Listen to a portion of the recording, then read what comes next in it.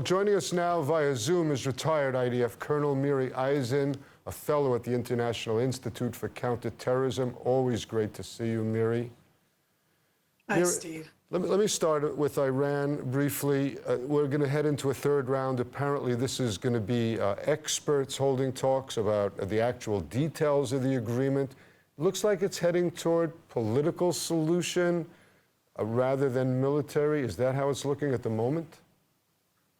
At the moment, it's looking like they're talking, and Steve, that's already in itself something, not that's surprising, but it's different from what we had before. But you just mentioned the details, and I think all of us understand the devil is in the details. Who gets to come and say what exactly is their nuclear capability? Where are all the different sites? How is it going to be taken apart? Who supervises? Who takes it apart? The only example we have similar sort of to this is when Libya agreed to take apart what there was their budding nuclear capabilities. So it's really that devil in the details. That's just the beginning of negotiations.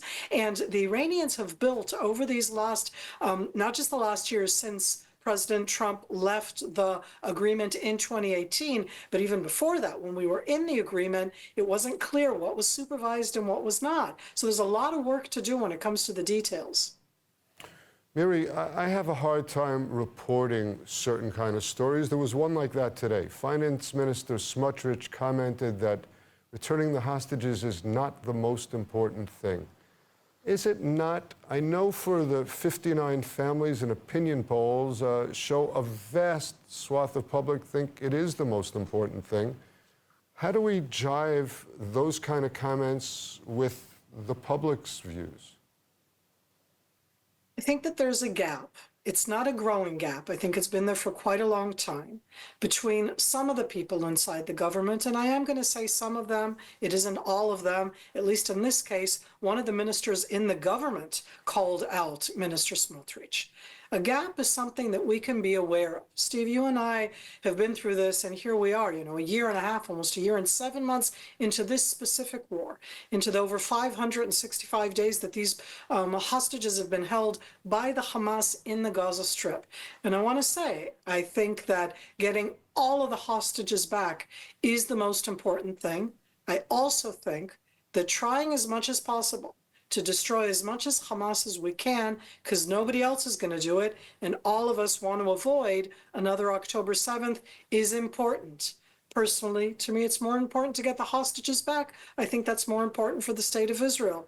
But I can understand, even if I don't agree, an opinion, and it's an opinion, that says that it's not the most important thing. I completely disagree with that. But as I said, I know that at the end it is very important to destroy Hamas capabilities.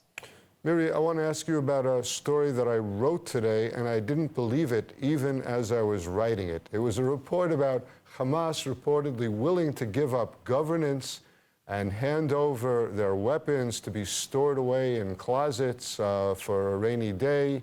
A spin? Or is Hamas really contemplating a change that potentially, at least, could bring an end of the war and, in effect, Hamas surrender? So when you wrote that, one of the things that we have to look at is who is saying that.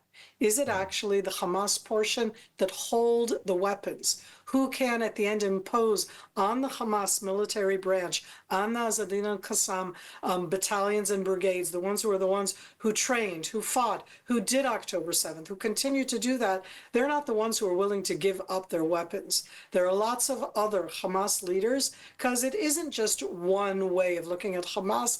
There are leaders who are in the religious sphere. There are leaders who live outside, the ones who are in either Qatar or in Turkey. And they're willing to make statements that even Hamas leaders inside the Gaza Strip who are not part of the military branch are willing to make.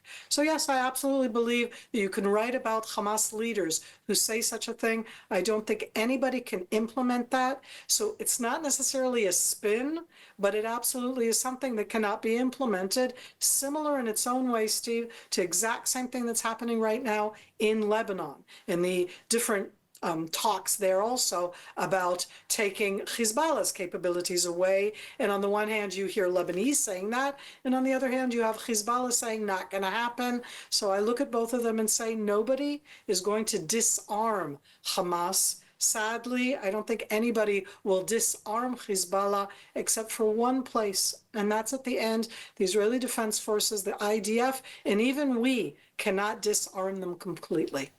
So we're still in the days of war and not yet in the days of peace. Miri Eisen, thank you so much for being with us.